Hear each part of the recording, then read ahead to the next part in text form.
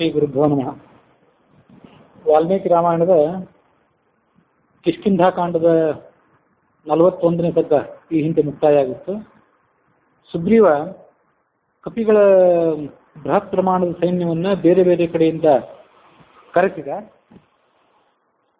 ಅವರೆಲ್ಲ ಬಂದ ಬಳಿಕ ವಿನತ ಅನ್ನುವ ಕಪಿಯನ್ನ ಪೂರ್ವ ದಿಕ್ಕಿನ ಕಡೆಗೆ ಕಳಿಸಿದ. ಪೂರ್ವ ದಿಕ್ಕಿನ ಪರಿಚಯವನ್ನು ಮಾಡಿಕೊಟ್ಟ.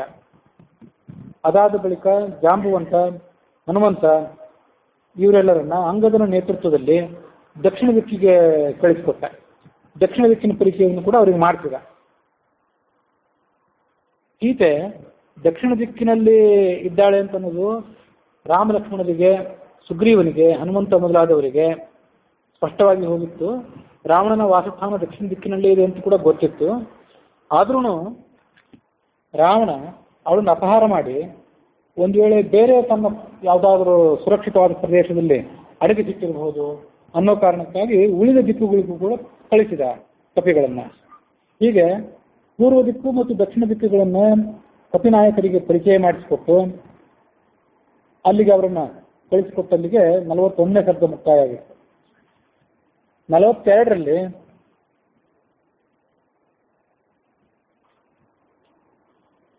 ಪಶ್ಚಿಮ ದಿಕ್ಕನ್ನ ಪರಿಚಯ ಮಾಡಿಸಿಕೊಟ್ಟು ಕಪಿಗಳನ್ನ ಕಳಿಸಿಕೊಟ್ಟಿದ್ರ ವರ್ಣನೆ ಇದೆ.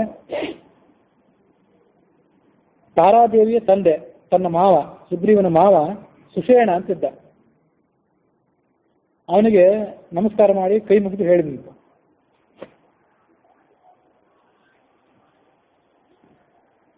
ಆ ಸುಷೇಣನ ಜೊತೆ ಮತ್ತೆ ಕೆಲವರು ಕಪಿಶ್ರೇಷ್ಠರಿದ್ರು. ಅವ್ರು ಯಾರಂದ್ರೆ, ಮರೀಚಿಗಳ ಮಗ ಮಹೇಂದ್ರನಿಗೆ ಅಂದ್ರೆ ಇಂದ್ರನಿಗೆ ಸಮಾನವಾದಂತಹ ಪರಾಕ್ರಮ ಇದ್ದವನು, ವೇಗದಲ್ಲಿ ಗರುಡನಿಗೆ ಸಮಾನನಾದವನು ಅಂಥವನು ಮಾರೀಚ ಅನ್ನೋ ಹೆಸರಿನ ಅವನೊಬ್ಬನಿದ್ದ.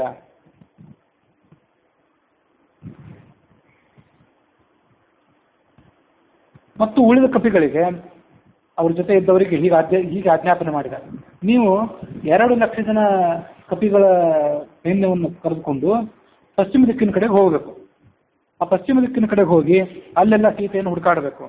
ಸೌರಾಷ್ಟ್ರ ದೇಶ ಅಂದ್ರೆ ಗುಜರಾತಿನ ಪೂರ್ವ ಭಾಗ ಮತ್ತು ಉತ್ತರ ಪ್ರದೇಶದ ಪಶ್ಚಿಮ ಭಾಗ ಇವುಗಳನ್ನು ಒಳಗೊಂಡಂತಹ ಸೌರಾಷ್ಟ್ರ, ಬಾಲ್ಹಿಕ ದೇಶ, ಇದೆಲ್ಲ ಇವತ್ತಿನ ವಾಯವ್ಯ ಭಾರತದಲ್ಲಿ ಬರುವಂಥ ಪ್ರದೇಶಗಳು. ಅಲ್ಲೆಲ್ಲ ಸೀತೆಯನ್ನು ಅನ್ವೇಷಣೆ ಮಾಡಬೇಕು.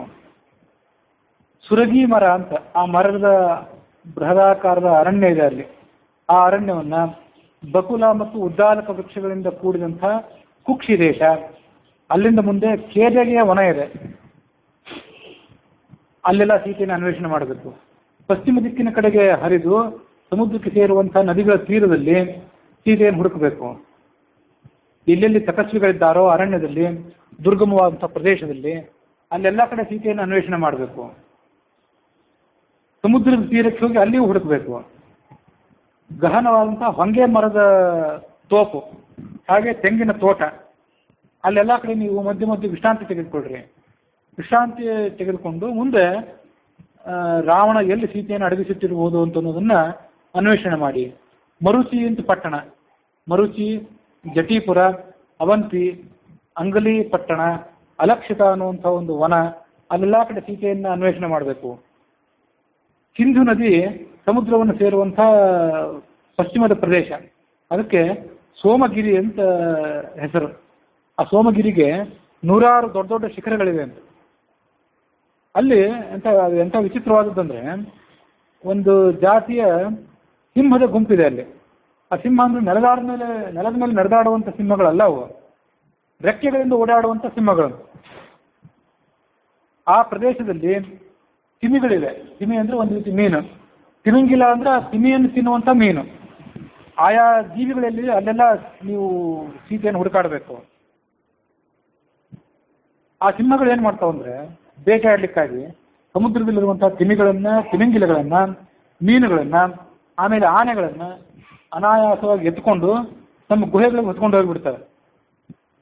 ಅಂತ ಸೋಮಗಿರಿ ಪ್ರದೇಶದಲ್ಲೆಲ್ಲ ಸೀತೆಯನ್ನು ನೀವು ಅನ್ವೇಷಣೆ ಮಾಡಬೇಕು. ಅಲ್ಲಿಂದ ಮುಂದೆ ಸಾಮಾನ್ಯ ಜನರಿಗೆ ನೋಡ್ಲಿಕ್ಕೆ ಅಸಾಧ್ಯವಾದದ್ದು ಪಾರಿಯಾತ್ರ ಪರ್ವತ ಅಂತ, ಆ ಶಿಖರಕ್ಕೆ ನೀವು ಹೋಗ್ತೀರಿ. ಅಲ್ಲಿ 24 ಕೋಟಿ ಗಂಧರ್ವರು ವಾಸ ಮಾಡಿಕೊಂಡಿದ್ದಾರೆ. ಅಲ್ಲಿಯೂ ನೀವು ಸೀತೆಯನ್ನು ಅನ್ವೇಷಣೆ ಮಾಡಬೇಕು. ನಿಮಗೆ ಎಷ್ಟೇ ಪರಾಕ್ರಮ ಇದ್ರೂ ಆ ಗಂಧರ್ವರ ಸಮೀಪಕ್ಕೆ ನೀವು ಹೋಗಬಾರ್ದು. ದೂರದಿಂದ ಅವರನ್ನು ನೋಡಬೇಕೇ ಹೊರತು ಗಂಧರ್ವರನ್ನು ನೀವು ಮುಟ್ಟಬಾರದು. ಅಲ್ಲಿರುವಂಥ ಹಣ್ಣು ಹಂಪಲುಗಳನ್ನು ಕೂಡ ಮುಟ್ಟಬಾರದು. ಅವರೆಲ್ಲ ಮಹಾಪರಾಕ್ರಮಿಗಳು, ಎದುರಿಸಲಿಕ್ಕೆ ಅಸಾಧ್ಯರಾದವರು. ಅಲ್ಲಿ ಬರೇ ಸೀತೆಯನ್ನು ಅನ್ವೇಷಣೆ ಮಾಡಿ ಅಷ್ಟೇ. ಅವ್ರಿಗೇನು ತೊಂದರೆ ಕೊಡದೇ ಇದ್ರೆ ನಿಮಗೆ ಕಪಿಗಳಿಗೆ ಅವರಿಂದ ಭಯ ಏನಿಲ್ಲ. ಅವರಿಗೆ ವಿಘ್ನ ತಂದು ಒಡ್ಡದಂತೆ ನೀವು ಸೀತೆಯನ್ನು ಅನ್ವೇಷಣೆ ಮಾಡಿದರೆ ಸಾಕು. ಅಲ್ಲಿಂದ ಮುಂದೆ ವಜ್ರ ಅನ್ನುವಂಥ ಒಂದು ಪರ್ವತ ಇದೆ. ಆ ಪರ್ವತದ ತಪ್ಪಲ ಪ್ರದೇಶದಲ್ಲಿ ಗುಹೆಗಳಲ್ಲಿ ಸೀತೆಯನ್ನು ಅನ್ವೇಷಣೆ ಮಾಡಬೇಕು. ಚಕ್ರವಂತ ಅಂತ ಮತ್ತೊಂದು ಪರ್ವತ. ಅದರಲ್ಲಿ ಚಕ್ರವಂತ ಅಂತ ಪರ್ವತಕ್ಕೆ ಹೆಸರು ಬರಲಿಕ್ಕೆ ಕಾರಣ ಆಗಿರುವಂತಹ ಒಂದು ಚಕ್ರ ಇದೆ. 1000 ಅರೆಕಾಲುಗಳಿಂದ ಕೂಡಿದಂತಹ ಒಂದು ಸಹಸ್ರಾರ ಅನ್ನುವ ಚಕ್ರ. ಚಕ್ರಕ್ಕೆ ಚೂಪಾದಂಥ ತುದಿ ಇರ್ತದಲ್ಲ, ಅಂತ 1000 ಚೂಪಾದಂತಹ ತುದಿಗಳಿದ್ದಂಥ ಸಹಸ್ರಾರ ಅನ್ನುವ ಚಕ್ರ. ಅದನ್ನ ವಿಶ್ವಕರ್ಮ ತಾನೇ ಸ್ಥಾಪನೆ ಮಾಡಿದ್ದ ಆ ಪರ್ವತದಲ್ಲಿ.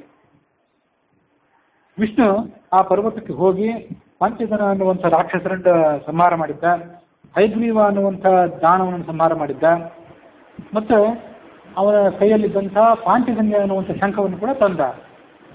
ಪಂಚಜನರಿಗೆ ಸಂಬಂಧಪಟ್ಟದ್ದು ಪಾಂಚಜನ್ಯ ಅನ್ನುವಂಥ ಶಂಖ. ಅಲ್ಲಿ ನೀವು ಸೀತೆಯನ್ನು ಅನ್ವೇಷಣೆ ಮಾಡಬೇಕು, ರಾವಣನನ್ನು ಹುಡುಕಬೇಕು. ಅಲ್ಲಿಂದ ಮುಂದೆ ವರಾಹ ಅನ್ನುವ ದೊಡ್ಡ ಪರ್ವತ ಇದೆ. ಅದು 64 ಯೋಜನ ವಿಸ್ತಾರ ಇರುವಂಥ ಪರ್ವತ, ಬಂಗಾರದ ಶಿಖರ ಇದ್ದದ್ದು. ಪ್ರಾಗ್ಜ್ಯೋತಿಷ ಅನ್ನುವಂಥ ಪಟ್ಟಣ ಇದೆ. ಅಲ್ಲಿ ನರಕಾಸುರ ವಾಸ ಮಾಡ್ಕೊಂಡಿದ್ದಾನೆ. ಇವತ್ತಿನ ಪ್ರಾಗ್ಜ್ಯೋತಿಷಪುರದ ಲೆಕ್ಕ ಏನು ಹೇಳ್ತಾರಂದ್ರೆ, ವಿದ್ವಾಂಸರಾದವರು ಉತ್ತರ ಮತ್ತು ಪೂರ್ವದ ನಡುವೆ ಹೇಳ್ತಾರೆ. ಇನ್ನು ಅಸ್ಸಾಂ ಇದೆಲ್ಲ, ಅಸ್ಸಾಮನ್ನು ಪ್ರಾಗ್ಜ್ಯೋತಿಷಪುರ ಅಂತ ಹೇಳ್ತಾರೆ, ಉತ್ತರ ಮತ್ತು ಪೂರ್ವ ದಿಕ್ಕದ ನಡುವೆ. ಆದರೆ ಇಲ್ಲಿ ಹೇಳಿರುವಂಥ ಬಂದದ್ದು ಇದು ಪಶ್ಚಿಮ ಮತ್ತು ಉತ್ತರದ ನಡುವೆ ಆಯಿತು. ಏನೋ ಸ್ವಲ್ಪ ಈಗ ವ್ಯತ್ಯಾಸ ಕಾಣಿಸ್ತದೆ. ನರಕ ಅನ್ನುವಂಥ ಹೆಸರಿನ ರಾಕ್ಷಸ ಅಲ್ಲಿ ವಾಸ ಮಾಡ್ಕೊಂಡಿದ್ದಾನೆ. ನರಕಾಸುರ ಅವಾಗಲೂ ಇದ್ದ. ಅವನನ್ನು ಕೃಷ್ಣಾವತಾರದಲ್ಲಿ ಸಂಹಾರ ಮಾಡಿದ. ಅಥವಾ ಆ ನರಕ ಈ ನರಕ ಬೇರೆ ಇದ್ದಿರಬಹುದು, ಅದಕ್ಕೆ ವಿವರಣೆ ಏನಿಲ್ಲ. ಆ ಪರ್ವತದ ಪ್ರದೇಶದಲ್ಲಿ ಸೀತೆಯನ್ನು ನೀವು ಅನ್ವೇಷಣೆ ಮಾಡಬೇಕು. ಅದಾದ್ಮೇಲೆ ಸರ್ವ ಸುವರ್ಣ ಅಂತ ಒಂದು ಪರ್ವತ. ಆ ಪರ್ವತದ ತುದಿಯಲ್ಲಿ 1000 ಚಿಲುಮೆಗಳು, ನೀರಿನ ಚಿಲುಮೆಗಳು, ಆನೆ, ಹಂದಿ, ಸಿಂಹಗಳು, ಹುಲಿಗಳು ಆ ಪರ್ವತದ ಸುತ್ತಮುತ್ತಲು ವಾಸ ಮಾಡಿಕೊಂಡಿರ್ತವೆ. ಅಲ್ಲಿಂದ ಮುಂದೆ ಪ್ರಯಾಣ ಮಾಡಿದರೆ ಮೇಘವಂತ ಅನ್ನುವ ಪರ್ವತ. ಆ ಮೇಘವಂತ ಪರ್ವತದಲ್ಲಿ ಹಿಂದೆ ಇಂದ್ರನನ್ನು ಕೂಡಿಸಿ ದೇವತೆಗಳು ಪಟ್ಟಾಭಿಷೇಕ ಮಾಡಿದರು. ಆ ಮೇಘ ಪರ್ವತವನ್ನು ದಾಟಿದರೆ ಮುಂದೆ ಮತ್ತೊಂದು ಪರ್ವತದ ಶ್ರೇಣಿಗೆ ಹೋಗ್ತೀರಿ ನೀವು. ಅದನ್ನು ಒಂದು ಪರ್ವತ ಅಂತ ಹೇಳೋದು ಸಾಧ್ಯ ಇಲ್ಲ. 60,000 ಪರ್ವತಗಳು ಒಂದೇ ಜಾಗದಲ್ಲಿರುವಂಥ ಒಂದು ವಿಶಿಷ್ಟವಾದ ಜಾಗ ಅದು. ಆ ಪ್ರದೇಶಕ್ಕೆ ನೀವು ಹೋಗ್ತೀರಿ. ಅದರ ಮಧ್ಯದಲ್ಲಿ ಮೇರು ಪರ್ವತ ಇದೆ. ಸೂರ್ಯ ಆ ಮೇರು ಪರ್ವತಕ್ಕೆ ಹೀಗೆ ವರ ಕೊಟ್ಟಿದ್ದಾನಂತೆ. ಏನು ವರ ಕೊಟ್ಟಿದ್ದಾನಂತಂದ್ರೆ, ತೇನ ಏವ ಮುಕ್ತಃ ಶೈಲೇಂದ್ರ ಸರ್ವ ಏವ ತ್ವದಾಶ್ರಯಾ ಮತ್ಪ್ರಸಾದಾತ್ ಭವಿಷ್ಯಂತಿ ದಿವಾರಾತ್ರೌ ಚ ಕಾಂಚನಾಃ ತ್ವಯಿ ಯೇ ಚಾಪಿ ವತ್ಸ್ಯಂತಿ ದೇವಗಂಧರ್ವ ದಾನವಾಃ ತೇ ಭವಿಷ್ಯಂತಿ ರಕ್ತಾಶ್ಚ ಪ್ರಭಯ ಕಾಂಚನ ಪ್ರಭಾಃ. ಸೂರ್ಯ ಪರ್ವತಕ್ಕೆ ಹೀಗೆ ಹೇಳಿದ್ದ, ನಿನ್ನನ್ನು ಹಗಲು ಮತ್ತು ರಾತ್ರಿ ಕಾಲದಲ್ಲಿ ಯಾರು ಆಶ್ರಯಿಸಿಕೊಂಡಿರ್ತಾರೋ ನಿನ್ನನ್ನಂದು ಈ ಪರ್ವತವನ್ನು, ಅವರು ನನ್ನ ಅನುಗ್ರಹದಿಂದ, ಸೂರ್ಯನ ಅನುಗ್ರಹದಿಂದ ಸುವರ್ಣಮಯವಾದಂಥ ಶರೀರವನ್ನು ಪಡ್ಕೊಳ್ತಾರೆ ಮತ್ತು ವಿಶೇಷವಾದ ನನ್ನ ಅನುಗ್ರಹವನ್ನು ಪಡ್ಕೋತಾರೆ. ಹೀಗೆ ಮೇರು ಪರ್ವತಕ್ಕೆ ಅವನು ವರ ಕೊಟ್ಟನು. ಮೇರು ಪರ್ವತದಲ್ಲಿ ವಾಸ ಮಾಡಿಕೊಂಡಿದ್ದವರು ಆ ಮೇರು ಪರ್ವತದಂತೆ ಬಂಗಾರಮಯವಾದ ಶರೀರವನ್ನು ಪಡ್ಕೋತಾರೆ. ಅಲ್ಲಿ ವಿಶ್ವೇ ದೇವತೆಗಳು, ವಸುಗಳು, ಮರುತ್ತರು, ಇತರ ಎಲ್ಲ ಸ್ವರ್ಗದ ದೇವತೆಗಳು ಸಾಯಂಕಾಲದ ಸಂಧ್ಯಾವಂದನೆಯನ್ನು ಮಾಡಲಿಕ್ಕಾಗಿ ಆ ಸಂದರ್ಭ ಜಾಗಕ್ಕೆ ಬರ್ತಾರೆ. ಬಂದು ಮೇರು ಪರ್ವತದಲ್ಲಿ ಬಂದು ಸೂರ್ಯನನ್ನು ಪೂಜೆ ಮಾಡ್ತಾರೆ. ಸೂರ್ಯ ಅವರ ಪೂಜೆಯನ್ನು ಸ್ವೀಕಾರ ಮಾಡಿ ಅಸ್ತ ಪರ್ವತಕ್ಕೆ ಹೊರಟೋಗ್ತಾನೆ. ಮುಂದೆ ಎಲ್ಲ ಪ್ರಾಣಿಗಳಿಗೂ ಅದೃಶ್ಯನಾಗಿ ಹೊರಟೋಗ್ಬಿಡ್ತಾನೆ. ಯೋಜನಾನಾಂ ಸಹಸ್ರಾಣಿ ದಶತಾನಿ ದಿವಾಕರಃ ಮುಹೂರ್ತಾರ್ಧೇನ ತಂ ಶೀಘ್ರಂ ಅಭಿಯಾಂತಿ ಶಿಲೋಚ್ಚಯಂ. ಒಂದು ಅರ್ಧ ಮುಹೂರ್ತದಲ್ಲಿ ಸೂರ್ಯ ಆ ಅಸ್ತಪರ್ವತವನ್ನು ದಾಟ್ತಾನಂತೆ. ಅದು ಹೇಗಿದೆ ಅಂತಂದರೆ, ಮೇರು ಪರ್ವತದಿಂದ ಆ ಅಸ್ತಪರ್ವತಕ್ಕೆ 10,000 ಯೋಜನೆದಷ್ಟು ದೂರ ಇದೆ. ಅಷ್ಟು ದೂರ ಇದ್ದದನ್ನು ಬರೀ ಒಂದು ಅರ್ಧ ಮುಹೂರ್ತದಲ್ಲಿ ದಾಟ್ತಾನೆ. ಇದನ್ನು ನೀವು ಲೆಕ್ಕ ಹಾಕಿದರೆ ನಿಮಗಿದು ಮಾಹಿತಿ ಸಿಗೋದು. ಲೆಕ್ಕ ಹಾಕಿ ನೋಡ್ರಿ ಬೇಕಾದ್ರೆ ಆಮೇಲೆ ಒಮ್ಮೆ. ಅರ್ಧ ಮುಹೂರ್ತ ಅಂದರೆ ನನಗೆ ಈಗ ಅದು ಆಮೇಲೆ ನಾನು ಮೊದಲು ದಿನ ಓದ್ಬೇಕಾದ್ರೆ ನನಗೆ ನೆನಪಿಗೆ ಬರಲಿಲ್ಲ. ಒಂದು ಮುಹೂರ್ತ ಅಂದರೆ 24 ನಿಮಿಷನೋ ಏನೋ ಹೇಳಿದ್ದೆ ಹಿಂದೊಮ್ಮೆ. ಅರ್ಧ ಮುಹೂರ್ತ ಅಂದರೆ 12 ನಿಮಿಷದಲ್ಲಿ 10,000 ಯೋಜನೆದಷ್ಟು ಅವನು ದಾಟಬೇಕಾದ್ರೆ ಸೂರ್ಯನ ಗತಿ ಎಷ್ಟು ವೇಗದಿಂದ ಇದ್ದಿರಬೇಕು ಅನ್ನೋದನ್ನು ಗುಣಾಕಾರ ಮಾಡಿ ನೋಡ್ಬೋದು. ಆ ಅಸ್ತಪರ್ವತದಲ್ಲಿ ಒಂದು ದಿವ್ಯವಾದಂಥ ಭವನ, ದೊಡ್ಡ ಅರಮನೆ, ವಿಶ್ವಕರ್ಮ ನಿರ್ಮಾಣ ಮಾಡಿದಂಥ ಭವನ ಅದು. ಅದು ಯಾರ್ದಂತ ವರುಣನ ಅರಮನೆ. ವರುಣ ಪಶ್ಚಿಮ ದಿಕ್ಕಿನ ಅಧಿಪತಿ, ಪಶ್ಚಿಮ ದಿಕ್ಕಿನ ಲೋಕಪಾಲ. ಆ ಮೇರು ಪರ್ವತಕ್ಕೂ ಮತ್ತು ಅಸ್ತಪರ್ವತಕ್ಕೂ ನಡುವೆ ಮತ್ತೊಂದು ಪರ್ವತ ಇದೆ. ಅದಕ್ಕೆ ತಾಲ ಪರ್ವತ ಅಂತ ಕರೀತಾರೆ.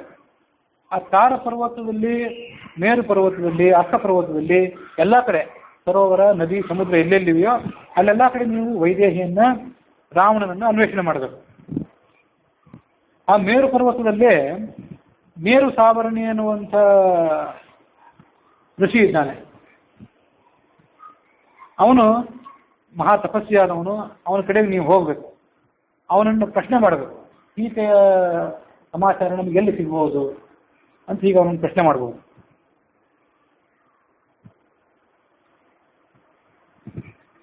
ಆ ಮೇರು ಸಾವರ್ಣಿನು ಹಿಂದೆ ಎಲ್ಲೋ ಹೇಳಿದ್ರೆ ನೆನಪು, ಮುಂದಿನ ಮನ್ವಂತರಕ್ಕೆ ಒಬ್ಬ ಅಧಿಪತಿ, ಈಗ ಹಿಂದೆ ಹರಿವಂಶದಲ್ಲಿ ಹೇಳಿದ್ದೆ ಅಂತ ನೆನಪು.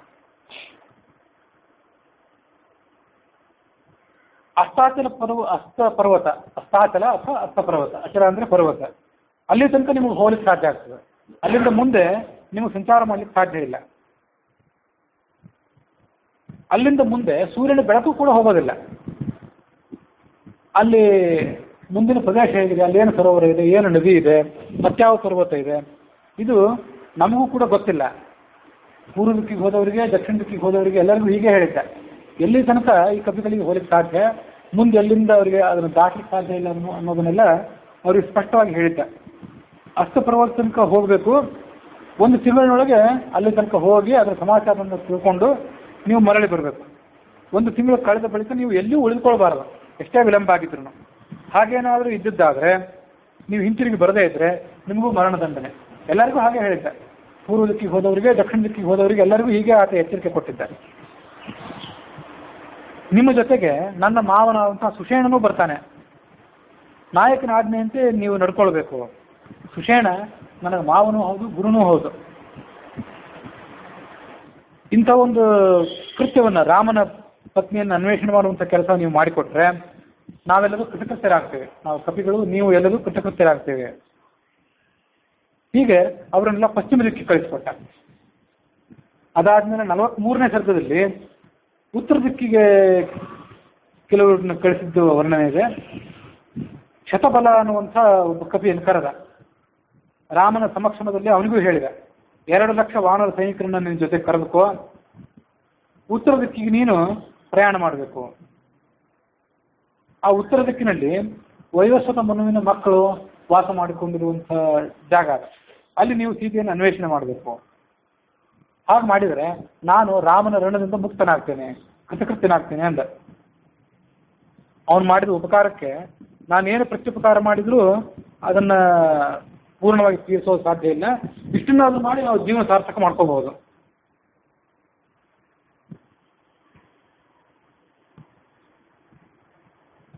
ನದಿ ಪರ್ವತದ ಪ್ರದೇಶಗಳಲ್ಲಿ ಮ್ಲೇಂಛ, ಪುಲಿಂದ, ಶೂರಸೇನ ಅನ್ನುವಂಥ ಕೆಲವು ಪ್ರದೇಶಗಳು, ಹಿಮಾಲಯದ ಭಾಗವನ್ನೆಲ್ಲ ದಾಟಿ ಮುಂದೆ ಉತ್ತರಕ್ಕೆ ಹೋದರೆ ಮಂಗೋಲಿಯಾ, ಚೈನಾ, ಮಂಗೋಲಿಯಾ ಮೊದಲಾದ ಪ್ರದೇಶಗಳಿಗೆ ಹೋಗ್ತಾರೆ. ಅವೆಲ್ಲ ಮ್ಲೇಂಛರಾದವರು, ಅವೈದಿಕ ಜೀವನವನ್ನು ನಡೆಸುವಂಥವರೆಲ್ಲ ಇರುವಂಥ ಜಾಗವು. ಅದಕ್ಕಾಗಿ ಮ್ಲೇಂಛ, ಪುಲಿಂದ, ಶೂರಸೇನ ಪ್ರದೇಶಗಳನ್ನು ನೀವು ಸಮೀಪಿಸ್ತೀರಿ ಅಂತ ಹೇಳಿದ್ದೆ. ಕುರು, ಮದ್ರಕ, ಕಾಂಬೋಜ ಅಂತ.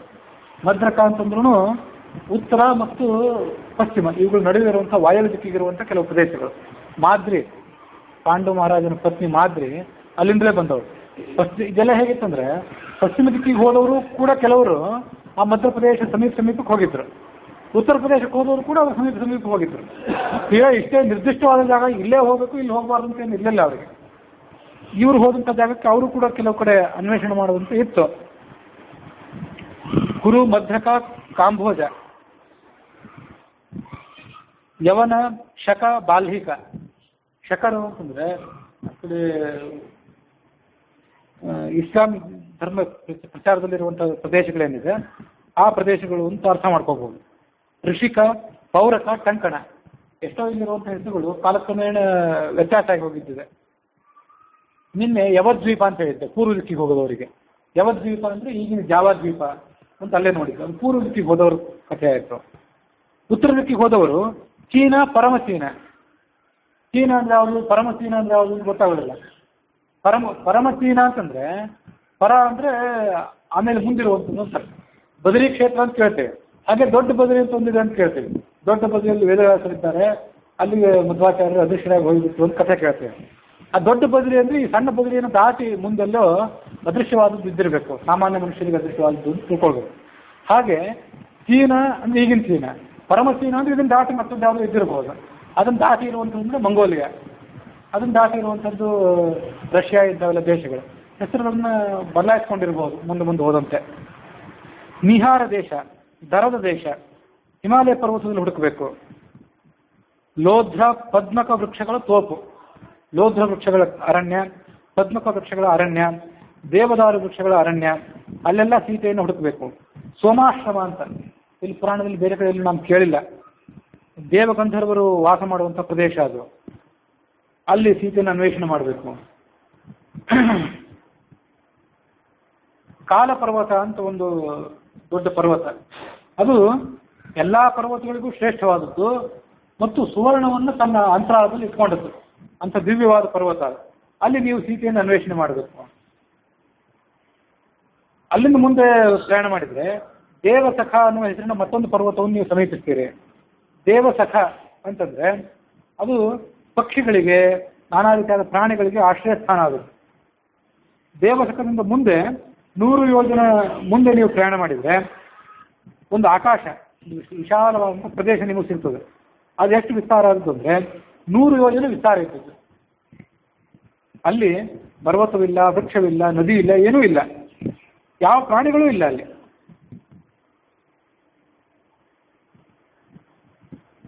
ಆ ಪ್ರದೇಶ ನೋಡಿದರೆ ಅಲ್ಲಿಗೆ ಹೋದರೆ ಮನುಷ್ಯನಿಗೆ ರೋಮಾಂಚನ ಉಂಟು ಮಾಡುವಂಥದ್ದು. ಆ ಶೂನ್ಯ ಪ್ರದೇಶ ಅಂದ್ರೆ ಏನು ಗೊತ್ತಿಲ್ಲ, ಅದೇ ಧ್ರುವ ಪ್ರದೇಶನ ಏನೋ ಇದ್ದಿರ್ಬೋದು, ಗೊತ್ತಿಲ್ಲ ಅಷ್ಟೇ. ಈ ಸುಗ್ರೀವ ಹೇಳಿದ ಪ್ರದೇಶಗಳೆಲ್ಲ ಏನಿದೆಯಲ್ಲ, ಎಷ್ಟೋ ಪ್ರದೇಶಗಳು ಇವತ್ತು ನಮಗೆ ಕಣ್ಣಿಗೆ ಕಾಣುವಂಥವು. ಮತ್ತೆಷ್ಟೋ ಪ್ರದೇಶಗಳು ಎಂಥ ವೈಜ್ಞಾನಿಕ ಸಲಕರಣೆಗಳಿಂದಲೂ ಎಂಥ ಸಾಹಸಿಗಳಿಂದಲೂ ಮುಟ್ಲಿಕ್ಕೆ ನೋಡ್ಲಿಕ್ಕೆ ಅಸಾಧ್ಯವಾಗುತ್ತೆ. ನಿನ್ನೆ ನಾನು ಹೇಳಿದೆ, ನಾಸ್ತಿಕರಿಗೆ ಎಷ್ಟೋ ಪ್ರದೇಶಗಳು ಗಮ್ಯನೇ ಅಲ್ಲ. ಆಸ್ತಿಕರೇ ಮಹಾಪುಣ್ಯವಂತರಾದವರ ಹೋಗ್ಬೋದು ಹೊರತು, ನಾಸ್ತಿಕರಾದವರು ನೀವು ಅಲ್ಲೇ ಸುತ್ತಮುತ್ತಲಿದ್ರು, ಅಲ್ಲೇ ನಿಂತ್ಕೊಂಡಿದ್ರು ನಿಮ್ಗೆ ಆ ಪ್ರದೇಶ ಕಣ್ಣಿಗೆ ಗೋಚರ ಆಗೋದಿಲ್ಲ, ಕೈಗೂ ಸಿಗೋದಿಲ್ಲ. ಅದಾದ ಬಳಿಕ ಕೈಲಾಸ ಪರ್ವತಕ್ಕೆ ಹೋಗ್ತೀರಿ ನೀವು. ಶೂನ್ಯ ಪ್ರದೇಶವನ್ನು ದಾಟಿ ಮುಂದೆ ಹೋದರೆ ಬಿಳಿ ಬಂದರೆ ಕೈಲಾಸ ಪರ್ವತವನ್ನು ದಾಟ್ತೀರಿ, ಕೈಲಾಸ ಪರ್ವತಕ್ಕೆ ಬರ್ತೀರಿ. ಇವತ್ತಿನ ಕೈಲಾಸ ಪರ್ವತ ನಾವು ಯಾವುದನ್ನು ತಿಳ್ಕೊಂಡಿದ್ದೇವಲ್ಲ, ಅದು ಈ ಲೆಕ್ಕದಲ್ಲಿ ಇಷ್ಟು ದೂರ ಇಲ್ಲ. ಇದು ಇಲ್ಲೇ ಟಿಬೆಟ್ನಲ್ಲಿ, ಚೈನಾದ ಗಡಿ ಪ್ರದೇಶದಲ್ಲಿದೆ. ಇವರು ಹೇಳಿದ ಪ್ರಕಾರ ಇಷ್ಟೆಲ್ಲ ದೂರವನ್ನು ದಾಟಿ ಹೋದರೆ ಮತ್ತೊಂದಾದ ಕೈಲಾಸವೇ ಇದ್ದಿರ್ಬೇಕು. ಕೈಲಾಸ ಪರ್ವತಕ್ಕೆ ಹೋದ ಕೂಡಲೇ ಎಲ್ಲಿಲ್ಲದ ಸಂತೋಷ ನಿಮಗೆ. ಆ ವಿಶ್ವಕರ್ಮ ನಿರ್ಮಾಣ ಮಾಡಿದಂತಹ ಕುಬೇರನ ಅರಮನೆಯನ್ನು ನೀವು ನೋಡ್ತೀರ. ಅಲ್ಲಿ ಕೈಲಾಸ ಪರ್ವತದ ಪಕ್ಕದಲ್ಲೇ ಅಲಕಾನಗರ ಅಂತ ಒಂದು ಕುಬೇರನ ಪಟ್ಟಣ ಇದೆ ಅಂತ ಬೇರೆ ಪುರಾಣದಲ್ಲಿ ವರ್ಣನೆ ಇದೆ. ಇಲ್ಲಿ ಅದು ಬರಲಿಲ್ಲ. ಅಂತೂ ಕುಬೇರನ ಅರಮನೆ ಇರೋದು ಅಲ್ಲಿ, ಆ ಅಲಕ ಅನ್ನೋ ಒಂದು ಪಟ್ಟಣದಲ್ಲಿ. ದೊಡ್ಡ ಸರೋವರ ಇದೆ. ಅಲ್ಲಿ ಯಾವತ್ತೂ ಅಪ್ಸರೆಯರು, ಗಂಧರ್ವರು ಸ್ನಾನಕ್ಕಾಗಿ ಬರ್ತಿರ್ತಾರೆ. ನಾನಾ ಥರದ ಪಕ್ಷಿಗಳು ಅಲ್ಲಿ ಬಂದು ವಿಹಾರ ಮಾಡ್ತಿರ್ತವೆ. ಅಲ್ಲಿ ಸೀತೆಯನ್ನು, ರಾವಣನನ್ನು ನೀವು ಅನ್ವೇಷಣೆ ಮಾಡಬೇಕು. ಅಲ್ಲಿಂದ ಮುಂದೆ ನೀವು ಕ್ರೌಂಚ ಪರ್ವತಕ್ಕೆ ಹೋಗಬೇಕು. ಆ ಪರ್ವತದಲ್ಲಿ ಒಂದು ದೊಡ್ಡ ಬಿಲ ಇದೆ. ಆ ಪರ್ವತದ ಒಳಗೆ ಅದು, ಆ ಬಿಲದೊಳಗೆ ಪ್ರವೇಶ ಮಾಡಲಿಕ್ಕೆ ಯಾರಿಗೂ ಸಾಧ್ಯನೇ ಇಲ್ಲ. ನಿಮ್ಮಲ್ಲಿ ಯಾರಿಗಾದರೂ ಬಹಳ ಶಕ್ತಿ ಇದ್ದರೆ, ಅತ್ಯಂತ ಎಚ್ಚರಿಕೆ ಇದ್ದವರಾದರೆ, ಜಾಗರೂಕತೆ ಇದ್ದವರಾದರೆ ಅದನ್ನು ಪ್ರವೇಶ ಮಾಡಿ. ನಾವು ಬೇರೆ ಕಡೆಯಲ್ಲೂ ನನಗೆ ಓದಿದ್ದು ನೆನಪು. ಸ್ಕಂದ ಆ ಪರ್ವತದಲ್ಲಿ ಆ ಬಿಲ ತಯಾರು ಮಾಡಿದ್ವಿ, ಆ ಕ್ರೌಂಚ ಪರ್ವತದಲ್ಲಿ. ಆ ಕ್ರವಂತಿ ಪರ್ವತದ ಉಳಿದ ಗುಹೆಗಳಲ್ಲಿ ಮತ್ತೆ ಬೇರೆ ಬೇರೆ ಪ್ರದೇಶಗಳಲ್ಲಿ ಸೀತೆಯನ್ನು ಅನ್ವೇಷಣೆ ಮಾಡಬೇಕು ನೀವು. ಮಾನಸ ಶಿಖರ ಅಂತ ಒಂದು ಶಿಖರ ಇದೆ, ಕಾಮಶೈಲ ಅಂತ ಮತ್ತೊಂದು ಪರ್ವತ ಇದೆ. ಅಲ್ಲಿ ಪ್ರಾಣಿಗಳು, ದೇವತೆಗಳು, ರಾಕ್ಷಸರು ಯಾರು ಕೂಡ ಸಂಚಾರ ಮಾಡಲಾರರು. ನೀವು ಅಲ್ಲೆಲ್ಲ ಸೀತೆಯನ್ನು ಅನ್ವೇಷಣೆ ಮಾಡಬೇಕು. ಅಲ್ಲಿಂದ ಮುಂದೆ ಹೋದರೆ ಮೈನಾಕ ಅನ್ನುವಂಥ ಪರ್ವತವನ್ನು ನೋಡ್ತೀರಿ ನೀವು. ಆ ಮೈನಾಕ ಪರ್ವತದಲ್ಲಿಯೂ ಸೀತೆಯನ್ನು ಅನ್ವೇಷಣೆ ಮಾಡಬೇಕು. ಆ ಮೈನಾಕ ಪರ್ವತ ಆ ಉತ್ತರ ಭಾಗದಲ್ಲಿತ್ತು ಅಂತ ಈ ಕಥೆ ಇದೆ. ಅದು ಮುಂದೊಂದು ಕಾಲಕ್ಕೆ ಆ ಮೈನಾಕ ಪರ್ವತ ಸಮುದ್ರದಲ್ಲಿ ಬಂದು ಬಿದ್ದಿರಬೇಕು. ಅದನ್ನ ಹನುಮಂತ ಸಮುದ್ರವನ್ನು ದಾಟಿ ಲಂಕಾನಗರಕ್ಕೆ ಹೋಗ್ತಾನಲ್ಲ, ಆವಾಗ ಈ ಮೈನಾಕ ಪರ್ವತದ ಬಗ್ಗೆ ನಾವು ಶ್ರವಣ ಮಾಡ್ತೇವೆ. ಏನಾಗಿತ್ತಂದ್ರೆ ಹಿಂದೊಮ್ಮೆ ಎಲ್ಲ ಈ ಪರ್ವತಗಳಿಗೆ ರೆಕ್ಕೆಗಳಿದ್ದವು. ಅವು ಆ ರೆಕ್ಕೆಗಳಿದ್ದಂಥ ಪರ್ವತಗಳು ಹಾರಿಕೊಂಡು ಹೋಗಿ ದೊಡ್ಡ ದೊಡ್ಡ ನಗರಗಳ ಮೇಲೆ, ಜನವಸತಿ ಇದ್ದಂಥ ಪ್ರದೇಶದಲ್ಲಿ ಕೂತ್ಕೊಂಡು ಅವನ್ನೆಲ್ಲ ಧ್ವಂಸ ಮಾಡಿಬಿಡ್ತಿದ್ವು. ಅದೇನೋ ವಿಚಿತ್ರವಾದ ಪ್ರವೃತ್ತಿ ಅವತರದು. ಆಗ ಲೋಕಪಾಲಕನಾದ ಇಂದ್ರ ಅವರ ರೆಕ್ಕೆಗಳನ್ನೆಲ್ಲ ಕತ್ತರಿಸಿದ. ರೆಕ್ಕೆಗಳನ್ನು ಕತ್ತರಿಸಿ ಅವೆಲ್ಲೆಲ್ಲಿ ಇದ್ದವು ಅಲ್ಲಲ್ಲೇ ಇರುವಂತ ಮಾಡಿದ. ಆಗ ಈ ಮೈನಾಕ ಪರ್ವತ ಏನು ಮಾಡಿತಂದ್ರೆ ವಾಯುವಿನ ಕಡೆ ಹೋಗಿತ್ತು. ನನಗೆ ಹಿಂದೆ ಏನು ತೊಂದರೆ ಮಾಡದೇ ಇರುವಂತೆ ಕಾಪಾಡುವಂತ ಕೇಳಿತು ವಾಯುವನ್ನು. ವಾಯು ಅದನ್ನು ತಗೊಂಡು ಮೈನಾಕ ಸಮುದ್ರದಲ್ಲಿ ಹಾಕಿಬಿಟ್ಟಿದ್ದ. ಹಾಗಾಗಿ ಮೈನಾಕ ಪರ್ವತ ವಾಯುವಿಗೆ ಋಣಿಯಾಗಿತ್ತು. ಹನುಮಂತ ಸಮುದ್ರವನ್ನು ದಾಟುವಾಗ ಮೇಲೆ ಎದ್ದು ಬಂತು. ಸ್ವಲ್ಪ ದೊಣದಿದ್ದಿ, ನನ್ನ ಮೇಲೆ ವಿಶ್ರಾಂತಿ ತಗೋ ಸ್ವಲ್ಪ ಅಂತ ಅವ್ನು ಕೇಳಿತ್ತು.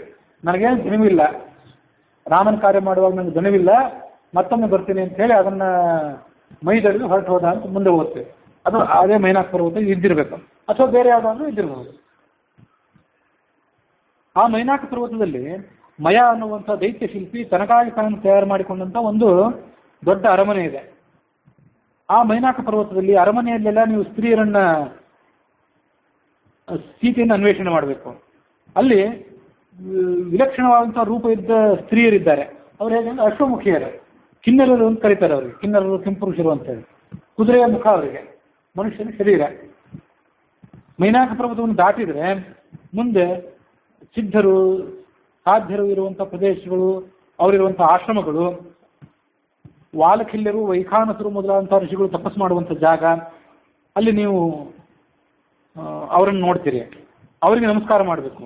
ನಮಸ್ಕಾರ ಮಾಡಿ ಅವರ ಮೂಲಕ ಸೀತೆಯ ಸಮಾಚಾರ ಕೇಳಬೇಕು.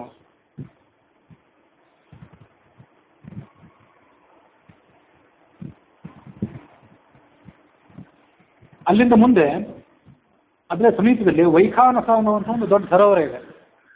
ಆ ವೈಖಾನಸ ಸರೋವರದಲ್ಲಿ ಯಾವತ್ತೂ ಕೂಡ ಹಂಸಗಳ ಓಡಾಟ ಇದೆ, ಹಂಸಗಳ ಸಂಚಾರ ಇರ್ತದೆ. ಆ ವೈಖಾನಸ ಸರೋವರ ಉತ್ತರ ದಿಕ್ಕಿನಲ್ಲಿರೋದ್ರಿಂದ ಈ ಒಂದು ಆನೆ, ಆ ಆನೆ ಹೆಸರೇನೆಂದ್ರೆ ಸಾರ್ವಭೌಮ ಅಂತೇಳಿ. ಕುಬೇರನ ವಾಹನ ಅದು. ಅಷ್ಟದಿಗ್ಗಜಗಳಿವೆ ಅಲ್ಲ, ಪುಷ್ಪದಂತ, ಸಾರ್ವಭೌಮ, ಐರಾವತ, ಕುಮುದ, ಅಂಜನ ಅಂತಿಗೆಲ್ಲ ಹೆಸರುಗಳಿದ್ದು ಕುಬೇರನ ವಾಹನ ಅದು. ಆ ಸಾರ್ವಭೌಮ ಅನ್ನೋದು ಅದು ತನ್ನ ಪತ್ನಿಯರ ಜೊತೆಗೆ ಆ ಸರೋವರಕ್ಕೆ ಮೇಲಿನ ಮೇಲೆ ಬಂದು ಹೋಗ್ತಿರ್ತದೆ ಸ್ನಾನ ಮಾಡ್ಲಿಕ್ಕಾಗಿ. ಇವೆಲ್ಲ ಬರೇ ಆನೆಗಳಲ್ಲ, ಹಿಂದೊಂದ್ಸರಿ ಹೇಳಿದ್ದೆ, ದೇವತೆಗಳೇ ಅವರೆಲ್ಲ. ಉತ್ತಮ ತರಗತಿಯ ದೇವತೆಗಳಿಗೆ ಈ ಕೆಳಗಿನ ತರಗತಿಯ ದೇವತೆಗಳು ಸೇವೆ ಮಾಡ್ತಿರ್ತಾರೆ ವಾಹನ ರೂಪದಲ್ಲಿ, ಹೀಗೆ ಬೇರೆ ಬೇರೆ ರೂಪದಲ್ಲಿ. ಗರುಡ ವಿಷ್ಣುವಿಗೆ ಸೇವೆ ಮಾಡ್ತಾನಲ್ಲ, ನಂದಿ ಶಿವನಿಗೆ ಸೇವೆ ಮಾಡ್ತಾನಲ್ಲ, ಹಾಗೆ. ವೈಖಾನಸರವನ್ನು ದಾಟಿದ್ರೆ ಮತ್ತೊಂದು ಶಬ್ದರಹಿತವಾದಂಥ ಆಕಾಶ, ಶೂನ್ಯ ಪ್ರದೇಶಕ್ಕೆ ನೀವು ಬರ್ತೀರಿ. ಅಲ್ಲಿ ಚಂದ್ರ ಸೂರ್ಯರಿಲ್ಲ, ನಕ್ಷತ್ರಗಳಿಲ್ಲ, ಮೋಡವಿಲ್ಲ, ಏನೂ ಇಲ್ಲ. ಋಷಿಗಳ ದಿವ್ಯವಾದ ತೇಜಸ್ಸು ಬಿಟ್ಟರೆ ಬೇರೆ ಏನೂ ಅಲ್ಲಿಲ್ಲ. ಆ ಪ್ರದೇಶವನ್ನು ದಾಟಿದರೆ ಶೈಲೋದ ಅನ್ನುವ ನದಿಯನ್ನು ನೀವು ತಲುಪ್ತೀರಿ. ಆ ನದಿಯ ಎರಡೂ ಪಕ್ಕದಲ್ಲಿ ಬಿದಿರಿನ ತೋಪು, ಗಾಳಿ ಆ ಬಿದಿರಿನ ಒಳಗೆ ಪ್ರವೇಶ ಮಾಡಿ ಕೊಳಲಿನಂತೆ ನೈಸರ್ಗಿಕವಾದ ಧ್ವನಿಯನ್ನು ಹುಟ್ಟಿಸ್ತಿರ್ತದೆ. ಅದು ಹೇಗಾಗಿಬಿಟ್ಟಿದೆ ಅಂತಂದ್ರೆ ಸೇತುವೆ ರೂಪದಲ್ಲಿದೆ. ನದಿ ಹೀಗೆ ಹರಿದಿದ್ರೆ ಎರಡೂ ಪಕ್ಕದಲ್ಲಿ ಬಿದಿರುಗಳಿರೋದ್ರಿಂದ ಈ ಬಿದಿರು ಆ ಕಡೆ ಬಾಗಿ, ಆ ಕಡೆ ಬಿದಿರು ಈ ಕಡೆ ಬಾಗಿ, ಎರಡೂ ಒಂದಕ್ಕೊಂದು ಕೆಣಕೊಂಡು ನೈಸರ್ಗಿಕವಾದ ಸೇತುವೆ ತಯಾರಾಗಿಬಿಟ್ಟಿದೆ. ಆ ಸೇತುವೆ ಮೇಲೆ ಸಿದ್ಧರು ಒಂದು ದಡದಿಂದ ಮತ್ತೊಂದು ದಡಕ್ಕೆ ಯಾವಾಗಲೂ ಸಂಚಾರ ಮಾಡ್ತಿರ್ತಾರೆ. ಅದನ್ನು ದಾಟಿ ನೀವು ಮುಂದೆ ಹೋಗಿ ಉತ್ತರ ಕುರು ಅಂತ ಒಂದು ಪ್ರದೇಶ ಇದೆ. ಪುಣ್ಯಕರ್ಮಿಗಳಾದವರು, ಪುಣ್ಯಾತ್ಮರಾದವರು ಅಲ್ಲಿ ವಾಸ ಮಾಡ್ತಿರ್ತಾರೆ.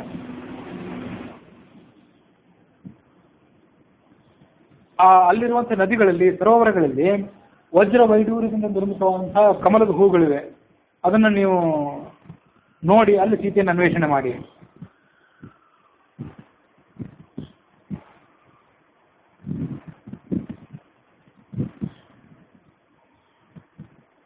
ಅಲ್ಲಿರುವಂಥ ವೃಕ್ಷಗಳಲ್ಲಿ ನಾನಾ ಥರದ ಪಕ್ಷಿಗಳು ಪ್ರಾಣಿಗಳೆಲ್ಲ ವಾಸ ಮಾಡಿಕೊಂಡಿವೆ. ಅವು ಜೀವಿಗಳಿಗೆ ಅಲ್ಲಿ ಆ ವೃಕ್ಷದ ಸಮೀಪ ಯಾರು ಬರ್ತಾರಲ್ಲ ಒಬ್ಬೊಬ್ಬರಿಗೆ ಒಂದೊಂದು ಫಲ ಕೊಡ್ತಾವಂತ ಆ ವೃಕ್ಷಗಳು.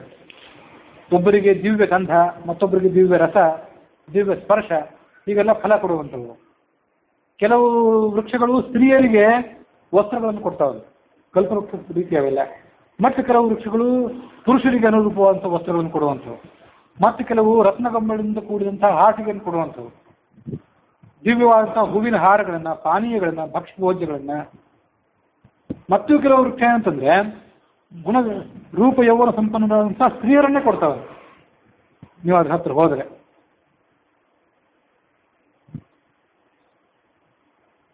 ಹೀಗೆ ಆ ಎಲ್ಲ ಪ್ರದೇಶಗಳಲ್ಲಿಯೂ ಸೀತೆಯನ್ನು ನೀವು ಅನ್ವೇಷಣೆ ಮಾಡಬೇಕು. ಆ ಪ್ರದೇಶದಲ್ಲಿ ದುಃಖಿತನಾದವನು, ರೋಗಿಯಾದವನು, ಸಂಕಟಗ್ರಸ್ತನಾದವನು ಯಾರೂ ಇರೋದೇ ಇಲ್ಲ. ನಿತ್ಯ ನಾನಾ ಥರದ ಭೋಗ ಪದಾರ್ಥಗಳನ್ನು ಅನುಭವಿಸಿ ಮನುಷ್ಯ ಅಲ್ಲಿರುವಂಥ ಜೀವಿಗಳು ಸುಖ ಪಡ್ತಾರೆ. ಅಲ್ಲಿಂದ ಮುಂದೆ ನೀವು ಹೋದರೆ ಉತ್ತರ ಸಮುದ್ರವನ್ನು ತಲುಪ್ತೀರಿ. ಆ ಸಮುದ್ರದ ಮಧ್ಯದಲ್ಲಿ ಸೋಮಗಿರಿ ಅನ್ನೋ ಹೆಸರಿನ ಒಂದು ಸುವರ್ಣಮಯವಾದಂಥ ಪರ್ವತ ಇದೆ. ಆ ಪರ್ವತದಲ್ಲಿ ಋಷಿಗಳು, ಈ ದೇವತೆಗಳು, ಋಷಿಗಳು ಯಾವತ್ತೂ ಬಂದು ಹೋಗ್ತಿರ್ತಾರೆ. ಅವ್ರು ಯಾಕೆ ಬರ್ತಾರೆ ಅಂತಂದ್ರೆ ಇಂದ್ರಲೋಕ ಮತ್ತು ಬ್ರಹ್ಮಲೋಕಗಳಿಗೆ ಸಂಚಾರ ಮಾಡುವಂಥವ್ರು ಇರ್ತಾರಲ್ಲ, ಆ ಸಂಚಾರ ಮಾಡುವ ಕ್ರಮದಲ್ಲಿ ಆ ಪರ್ವತಕ್ಕೆ ಅವ್ರು ಬಂದು ಹೋಗ್ತಿರ್ತಾರೆ. ಆ ಪ್ರದೇಶದಲ್ಲಿ ಸೂರ್ಯನಿಲ್ಲ, ಸೂರ್ಯನ ಬೆಳಕಲ್ಲಿ ಸಿಗೋದಿಲ್ಲ. ಆದ್ರೂ ಬೇರೆ ಬೆಳಕೆ ಅಲ್ಲಿದೆ, ಒಂದು ವಿಶಿಷ್ಟವಾದಂಥ ಪ್ರಭೆ ಅಲ್ಲಿದೆ. ಹಾಗಾಗಿ ಸೂರ್ಯ ಇರುವಂಥ ಬೇರೆ ಪ್ರದೇಶದಷ್ಟೇ ಬೆಳಕು ಅಲ್ಲಿಯೂ ಇದೆ. ಅಲ್ಲಿಯೇ ಮಹಾವಿಷ್ಣು ಏಕಾದಶ ಸ್ವರೂಪವುಳ್ಳಂಥ, 11 ಸ್ವರೂಪವುಳ್ಳಂಥ ಏಕಾದಶಿ ರುದ್ರರು ಅಂತೀವಲ್ಲ ಅಂತ ಶಂಭು ಅಲ್ಲಿದ್ದಾನೆ. ಮತ್ತೆ ಚತುರ್ಮುಖ ಬ್ರಹ್ಮನೂ ಅಲ್ಲಿದ್ದಾನೆ. ಉತ್ತರ ಕುರುವೆ ನಿಮಗೆ ಕೊನೆಯ ಹದ್ದು, ಅಲ್ಲಿಂದ ದಾಟಿ ನೀವು ಮುಂದೆ ಹೋಗಬಾರದು. ಯಾವ ಪ್ರದೇಶಕ್ಕೂ ನಿಮಗೆ ಹೋಗ್ಲಿಕ್ಕೆ ಸಾಧ್ಯವಿಲ್ಲ. ಅದನ್ನು ನೋಡಿ ಕೂಡಲೇ ಹಿಂತಿರುಗಿ ಬರಬೇಕು ನೀವು. ಸೂರ್ಯ ಅಲ್ಲಿಂದ ಮುಂದೆ ಇಲ್ಲ, ಅಲ್ಲಿಂದ ಮುಂದೆ ಏನಿದೆ ಅಂತ ನಮ್ಗೆ ಗೊತ್ತಿಲ್ಲ, ನಮಗೂ ಕೂಡ ಅದು ಗೊತ್ತಿಲ್ಲ. ನಾನು ಹೇಳಿದಂಥ ಪ್ರದೇಶದಲ್ಲಿ ಸೀತೆಯನ್ನು, ರಾವಣನನ್ನು ನೀವು ಅನ್ವೇಷಣೆ ಮಾಡಬೇಕು. ಅನ್ವೇಷಣೆ ಮಾಡಿ ಅಲ್ಲಿಂದ 1 ತಿಂಗಳಿನ ಒಳಗೆ ನೀವು ಬರಬೇಕು. ಇಷ್ಟೆಲ್ಲ ಬಂದದ್ದಾದರೆ ನಿಮಗೆ ಏನು ಬೇಕೋ ಅದನ್ನೆಲ್ಲ ಕೊಟ್ಟು ನಿಮಗೆ ಸನ್ಮಾನ ಮಾಡ್ತೇನೆ ನಾನು. ನಿಮ್ಮ ಅರಮನೆಗಳು, ನಿಮ್ಮ ಸಾಮ್ರಾಜ್ಯ, ನಿಮ್ಮ ಸುಖಭೋಗ ಅದನ್ನು ಪಡ್ಕೊಂಡು ನೀವು ಸುಖವಾಗಿರ್ಬೋದು. ಅಲ್ಲಿಗೆ 43ನೇ ಸರ್ಗ ಮುಕ್ತಾಯ. 4 ದಿಕ್ಕುಗಳಿಗೂ ಕಪಿಯನ್ನು ಕಳಿಸಿದ. ಎಲ್ಲಾದರೂ ಈ ರಾವಣ ಸೀತೆಯನ್ನು ಬೇರೆ ದಿಕ್ಕಿನಲ್ಲಿ ಇಟ್ಟಿರಬಹುದೇನೋ ಅಂತ ಎಲ್ಲ ಕಡೆ ಕಳಿಸಿದ. ಆದರೂ ವಿಶೇಷವಾಗಿ ದಕ್ಷಿಣ ದಿಕ್ಕಿಗೆ ವಿಶಿಷ್ಟರಾದಂಥ ಕಪಿಗಳನ್ನೇ ಕಳಿಸಿದ. ಜಾಂಬವಂತ, ಅಂಗದ, ಹನುಮಂತ ಇವರನ್ನೆಲ್ಲ ಕಳಿಸಿದ. ಉಳಿದವರಿಗೆ ಹೇಳಿದ್ದಕ್ಕಿಂತ ಹೆಚ್ಚಾಗಿ ಹನುಮಂತನಿಗೆ ಕೆಲವು ಮಾತುಗಳನ್ನು ಸುಗ್ರೀವ ಹೇಳಿದ. ಹನುಮಂತ ಸುಗ್ರೀವನಿಗೆ ನೆಚ್ಚಿನ ಮಂತ್ರಿಯಾಗಿದ್ದ, ಹಾಗಾಗಿ ಹೇಳಿದ. ಹನುಮಂತನೇ ಸೀತೆಯನ್ನು ಹುಡ್ಕೊಂಡು ಬರ್ತಾನೆ ಅಂತ ಸುಗ್ರೀವನಿಗೂ ಕೂಡ ನಿಶ್ಚಿತವಿತ್ತು. ಸುಗ್ರೀವ ಏನು ಹೇಳಿದ ಅಂತಂದ್ರೆ, ನ ಭೂಮೌ ನಾಂತರಿಕ್ಷೇವ ನ ಅಂಬರೇ ನ ಅಮರಾಲಯೇ ನಾಪ್ಸುವ ಗತಿ ಸಂಗಮತೆ ಪಶ್ಯಾಮಿ ಹರಿಪುಂಗವ. ಉಳಿದೆಲ್ಲ ಕಪಿಗಳಿಗೆ ನೀವು ಇಲ್ಲಿ ತನಕ ಹೋಗಿ ಅದನ್ನು ದಾಟಬೇಡಿ ಅಂತೆಲ್ಲ ನಾನು ಹೇಳಿದೆ, ಅಲ್ಲಿಂದ ಮುಂದೆ ನಿಮ್ಗೆ ಹೋಗ್ಲಿಕ್ಕೆ ಆಗೋದಿಲ್ಲ ಅಂತ. ಆದರೆ ನಿನ್ನೊಬ್ಬನ ವೈಶಿಷ್ಟ್ಯ ಹೇಗಿದೆ ಅಂದರೆ, ಭೂಮಿಯಲ್ಲಾಗಲಿ ಆಕಾಶದಲ್ಲಾಗಲಿ ದೇವತೆಗಳ ನಿವಾಸವಾದಂಥ ಸ್ವರ್ಗ, ನೀರು, ಯಾವುದೇ ಪ್ರದೇಶ ಇರಲಿ, ನಿನ್ನ ಗತಿಗೆ ಒಂದು ತಡೆ ಅನ್ನೋದೇ ಇಲ್ಲ. ಸದಾಗತಿ ನೀನು, ಮಾತರಿಷ್ಠ ಸದಾಗತಿ ಅಂತ ವಾಯು ಹೆಸರು. ನೀನು ಎಲ್ಲಿ ಬೇಕಾಗಲೂ ಹೋಗಬಲ್ಲೆ. ಅಸುರ, ಗಂಧರ್ವ, ನಾಗ, ಮನುಷ್ಯರು ಎಲ್ಲೆಲ್ಲಿರುವಂಥ ಪ್ರದೇಶಗಳೆಲ್ಲ ನಿನಗೆ ತಿಳಿದಿವೆ. ಗತಿ ಅಂದರೆ ಗಮನ, ವೇಗ ಅಂದರೆ ಸ್ಪೀಡ್ ಅಂತ ಹೇಳ್ತೀವಲ್ಲ ಅಂಥ ಅದು ವೇಗ, ತೇಜಸ್ಸು ಒಂದು ಶಕ್ತಿ, ಲಾಘವ ಸಂದರ್ಭ ಬಂದಾಗ ಸೂಕ್ಷ್ಮವಾದ ಶರೀರವನ್ನು ಪಡ್ಕೊಳ್ಳುವ ಶಕ್ತಿ. ಇದು ನಿಮ್ಮ ಅಪ್ಪನಿಗೆ ಹೇಗೆ ಸಹಜನೋ, ಅಂದರೆ ವಾಯುವಿಗೆ ಹೇಗೆ ಸಹಜನೋ ಹಾಗೆ ನಿನಗೂ ಸಹಜ. ತೇಜಸಾವಾಪಿ ಭೂತಂ ತೇ ಭೂತಂ ಸಮಂ ಭೂಮಿ ನ ವಿದ್ಯತೆ. ಪರಾಕ್ರಮದಲ್ಲಿ ನೀವು ಸಮಾನವಾದಂಥ ಯಾವುದೇ ಪ್ರಾಣಿನೇ ಜಗತ್ತಿನಲ್ಲಿಲ್ಲ. ಅದಕ್ಕಾಗಿ ಸೀತೆ ಹೇಗೆ ಸಿಗ್ತಾಳೆ ಅಂತ ಅನ್ನೋದನ್ನು ನೀನೇ ಆಲೋಚನೆ ಮಾಡಬೇಕು. ಇದು ನಿನಗೇ ಬಿಟ್ಟದ್ದು. ನೀನು ನೀತಿ ವಿಶಾರದಾದವನು. ಬಲ, ಬುದ್ಧಿ, ಪರಾಕ್ರಮ, ಕಾಲಾನುಗುಣವಾಗಿ ಹೇಗೆ ವ್ಯವಹಾರ ಮಾಡಬೇಕು ಅಂತ ಅನ್ನೋದು, ದೇಶ ಕಾಲ ಅನುವೃತ್ತಿಶ್ಚ ನಯಶ್ಚ ನಯ ಪಂಡಿತ, ಇಂಥವೆಲ್ಲ ಗುಣಗಳು ನಿನ್ನಲ್ಲಿ ಮೂರ್ತಿಮತ್ತಾಗಿವೆ. ಹಾಗಾಗಿ ಆ ಎಲ್ಲ ಗುಣಗಳನ್ನು ಉಪಯೋಗಿಸಿ ನೀನು ಸಾಧನೆ ಮಾಡಬೇಕು. ಸುಗ್ರೀವ ಹೇಳಿದ್ದನ್ನೆಲ್ಲ ರಾಮನು ಕೇಳಿದ. ಹನುಮಂತ ಈ ಕಾರ್ಯವನ್ನು ಮಾಡಬಲ್ಲ, ಅವನೇ ಕಾರ್ಯ ತತ್ಪರ ಅಂತ ಅವನು ಈಗ ಭಾವಿಸಿ ಏನು ಆಲೋಚನೆ ಮಾಡಿದ ಅಂದರೆ, ಸುಗ್ರೀವ ಇಷ್ಟೆಲ್ಲ ವಿಶ್ವಾಸವನ್ನು ಹನುಮಂತನ ಮೇಲೆ ಇಟ್ಟಿರೋದ್ರಿಂದ ಹನುಮಂತನೇ ಈ ಕೆಲಸ ಮಾಡ್ತಾನೆ.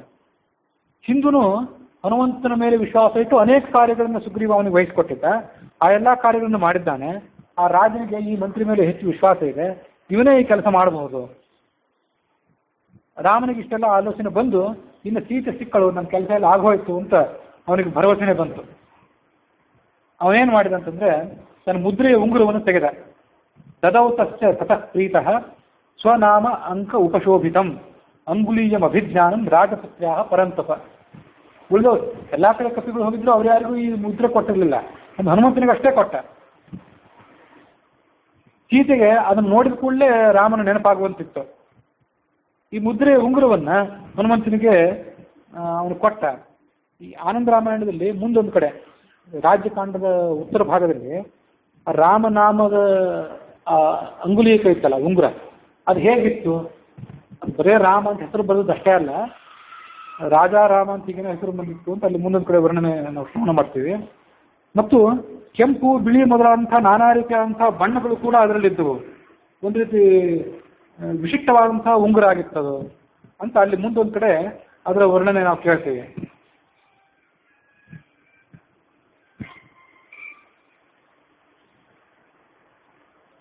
ಇಲ್ಲಂತೂ ಅದನ್ನ ಅಲ್ಲಿ ಮುಂದೆ ಬಂದಾಗ ನಾವು ಶ್ರವಣ ಮಾಡ್ಬೋದು.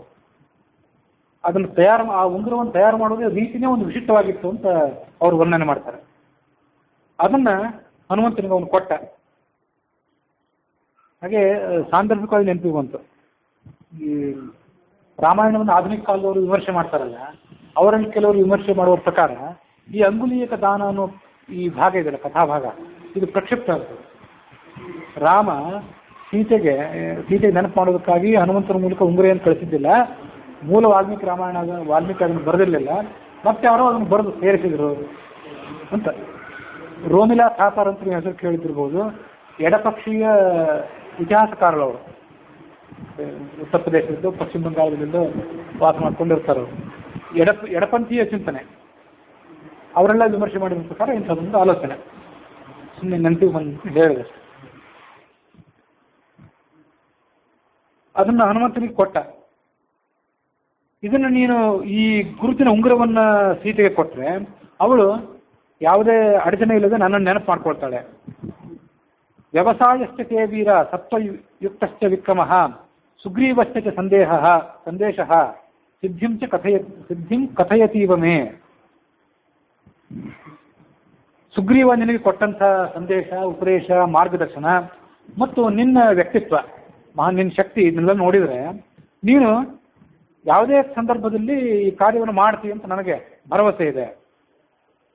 ಹೀಗೆ ರಾಮ ಉಂಗುರವನ್ನು ಕೊಟ್ಟ ಮೇಲೆ ಅದನ್ನು ರಾಮನ ಕಡೆಯಿಂದ ಅವನು ಸ್ವೀಕಾರ ಮಾಡಿ ತಲೆಯ ಮೇಲೆ ಇಟ್ಕೊಂಡು ಉಳಿದ ಕಪಿಗಳ ಜೊತೆ ಸೇರಿಕೊಂಡು ಅಲ್ಲಿಂದ ಮುಂದೆ ದಕ್ಷಿಣ ದಿಕ್ಕಿನ ಕಡೆಗೆ ಪ್ರಯಾಣ ಮಾಡಿದ. ಅತಿಬಲ ಬಲಮಾಶ್ರಿತಸ್ತವಾಹಂ ಹರಿವರ ಅನಲ್ಪೈಃ ಪವನಸುತ ಯಥಾ ಅಧಿಗಮ್ಯತೆ ಸಾ ಜನಕಸುತ ತಥಾ ಹನುಮಂತ್ ತಥಾ ಕುರುಷ್ವ. ಮಹಾಪರಾಕ್ರಮಶಾಲಿಯಾದವನೇ, ಸುಗ್ರೀವನಿಗೆ ಮಿತ್ರನಾದವನೇ, ನಿನ್ನ ಬಲದ ಮೇಲೆ ನನಗೆ ನೆಚ್ಚಿಕೆ, ಇದ್ರ ಮೇಲೆ ನನಗೆ ವಿಶ್ವಾಸ. ಹಾಗಾಗಿ ಸೀತೆ ದೊರೆಯಲಿಕ್ಕೆ ಏನು ಮಾಡಬೇಕು ಅದನ್ನು ನೀನು ಮಾಡಬೇಕು ಅಂತ ಅವನಿಗೆ ಹೇಳಿದ. ಸುಗ್ರೀವ ಮತ್ತೊಮ್ಮೆ ಎಲ್ಲ ಕಪಿ ನಾಯಕರನ್ನು ಕರೆದ. ರಾಮನ ಕಾರ್ಯಸಿದ್ಧಿಗಾಗಿ ಅವರೆಲ್ಲರಿಗೂ ಮತ್ತೆ ಹೇಳಿದ. ಮತ್ತೊಮ್ಮೆ ಅವರಿಗೆ ಎಚ್ಚರಿಕೆ ಕೊಟ್ಟ. ಅವ್ರು ಹೇಗೆ ಪ್ರಯಾಣ ಮಾಡಿದ್ರು ಅಂತಂದ್ರೆ, ಮಿಡತೆ ಹುಳುಗಳಂತೆ ಪ್ರಯಾಣ ಮಾಡಿದ್ರು. ಕೋಟಿಗಟ್ಟಲೆ ಸಂಖ್ಯೆಯಲ್ಲಿ ಮಿಡತೆ ಹುಳುಗಳು ಹೊಲದ ಮೇಲೆ ದಾಳಿ ಇರ್ತಾವಲ್ಲ, ಆ ರೀತಿಯಾಗಿ ಅವರೆಲ್ಲ ಸೀತೆಯನ್ನು ಅನ್ವೇಷಣೆ ಮಾಡಲಿಕ್ಕಾಗಿ ಪ್ರಯಾಣ ಮಾಡಿದ್ರು. ರಾಮ, ಲಕ್ಷ್ಮಣ, ಸುಗ್ರೀವ ಇವರೆಲ್ಲ ಕಿಷ್ಕಿಂಧಾನಗರದಲ್ಲಿ ಉಳಿದ್ರು. ಇನ್ನು 1 ತಿಂಗಳು ಯಾವಾಗ ಆಗ್ತದೆ, ಕಪಿಗಳು ಯಾವಾಗ ಬರ್ತಾರೆ ಅನ್ನೋದನ್ನು ಅವರು ಕಾಯ್ದುಕೊಂಡು ಆ ಪ್ರಸ್ರವಣಗಿರಿಯಲ್ಲಿ ವಾಸ ಮಾಡಿದರು. ಶತಬಲಿ ಅನ್ನುವಂಥ ರಾಜ ಕಪಿಶ್ರೇಷ್ಠ ಏನಿದ್ದ, ಅವನು ಉತ್ತರ ದಿಕ್ಕಿನ ಕಡೆ ಪ್ರಯಾಣ ಮಾಡಿದ. ವಿನತ ಹಿಂದೆ ಹೇಳಿದಂತೆ ಪೂರ್ವ ದಿಕ್ಕಿಗೆ, ಹನುಮಂತ, ಅಂಗದ, ಜಾಂಬುವಂತ ಮೊದಲಾದವರು ಅಗಸ್ತ್ಯರಿಂದ ಪೂಜಿತವಾದಂತಹ ದಕ್ಷಿಣ ದಿಕ್ಕಿಗೆ ಅಗಸ್ತ್ಯರ ಸನ್ನಿಧಾನ ಹೆಚ್ಚು. ಅದಕ್ಕಾಗಿ ದಕ್ಷಿಣ ದಿಕ್ಕಿನ ಕಡೆ ಹೊರಟ ಅವನು. ಸುಷೇಣ ಅಂತ ಏನಿದ್ದ ಸುಗ್ರೀವನ ಮಾವ, ಅವನು ಪಶ್ಚಿಮ ದಿಕ್ಕಿನ ಕಡೆ ಪ್ರಯಾಣ ಮಾಡಿದ.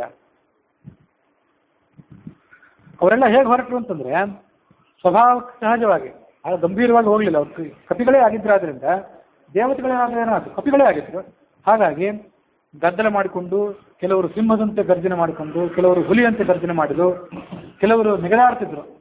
ನೇರವಾಗಿ ಮನುಷ್ಯರಂತೆ ಗಂಭೀರವಾಗಿ ಅವರು ಹೋಗ್ತಿರ್ಲಿಲ್ಲ, ನೆಗೆದಾಡಿ ಓಡಾಡಿಕೊಂಡು ಶ್ರವಣ ಮಾಡ್ತಿದ್ರು.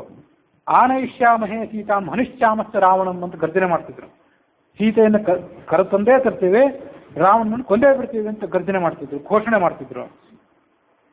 ಸುಗ್ರೀವನ ಸನ್ನಿಧಿಯಲ್ಲಿ ಆ ಕಪಿನಾಯಕರು ಹೀಗೆ ಘೋಷಣೆ ಮಾಡಿದರು, ರಾವಣನ ಕೊಲ್ಲಿಕ್ಕೆ ಬೇರೆ ಯಾರೋ ಬೇಕಾಗಿಲ್ಲ, ನಾನೊಬ್ಬನೇ ಸಾಕು ಅಂತಿದ್ರು ಅವರೆಲ್ಲರೂ. ಅಹಮೇಕೋ ಹನಿಷ್ಯಾಮಿ ಪ್ರಾಪ್ತಂ ರಾವಣ ಮಾಹವೇ, ಅವನು ಯುದ್ಧರಂಗಕ್ಕೆ ಬರಲಿ ಆ ರಾವಣ, ಅವನನ್ನು ಕೊಲ್ಲಿಕ್ಕೆ ನಾನೊಬ್ಬ ಸಾಕು ಅಂತಂತಿದ್ರು. ವೇಪಮಾನಾಂ ಶ್ರಮೇಣಾದ್ಯ ಭವದ್ಭಿಸ್ತೀಯತಾಮಿತಿ ಏಕ ಏವಾಹರಿಷ್ಯಾಮಿ ಪಾತಾಲಾದಪಿ ಜಾನಕೀಂ. ಸೀತೆಗೆ ಪ್ರಚಂಡವಾದ ಸಂಕಟ ಆಗಿದ್ದಿರ್ಬೇಕು ಈಗ ರಾಮನನ್ನು ಕಳ್ಕೊಂಡು. ಅವಳು ಎಲ್ಲಿ ಬೇಕಾದ್ರೂ ಇಲ್ಲಿ ಪಾತಾಳದಲ್ಲೇ ಇರಲಿ, ಅವಳನ್ನ ನಾನೊಬ್ಬನೇ ಹುಡುಕಿ ಕರ್ಕೊಂಡು ಬರ್ತೇನೆ, ನೀವೆಲ್ಲ ಇಲ್ಲೇ ಇದ್ಬಿಡಿ. ಭವದ್ಭಿಸ್ತೀಯತಾಂ, ನಾನೊಬ್ಬನೇ ಸಾಕು ಅಂತಂತಿದ್ರು ಎಲ್ಲರೂ. ವಿಮತಿಷ್ಯಾಮ್ಯಹಂ ವೃಕ್ಷಾನ್ ಪಾತಯಿಷ್ಯಾಮ್ಯಹಂ ಗಿರೀನ್ ಧರಣೀಂ ಧಾರಯಿಷ್ಯಾಮಿ ಶೋಭಯಿಷ್ಯಾಮಿ ಸಾಗರಾನ್. ಸೀತಾದೇವಿಯನ್ನು ಹುಡುಕುವಾಗ ನನಗೇನಾದರೂ ಅಡ್ಡ ಬಂದರೆ ಮರಗಳನ್ನು ಧ್ವಂಸ ಮಾಡ್ತೇನೆ, ಪರ್ವತಗಳನ್ನು ಉರುಳಿಸಿ ಬಿಡ್ತೇನೆ, ಭೂಮಿಯನ್ನು ಸೀಳ್ತೇನೆ, ಸಮುದ್ರವನ್ನು ಅಲ್ಲೋಲ ಕಲ್ಲೋಲ ಮಾಡ್ತೇನೆ, ನನಗೆ ಯಾವುದೂ ಅಡ್ಡಿ ಬರುವಂತಿಲ್ಲ. ಅಹಂ ಯೋಜನ ಸಂಖ್ಯಾಯ ಪ್ರವಿತಾ ನಾತ್ರ ಸಂಶಯ.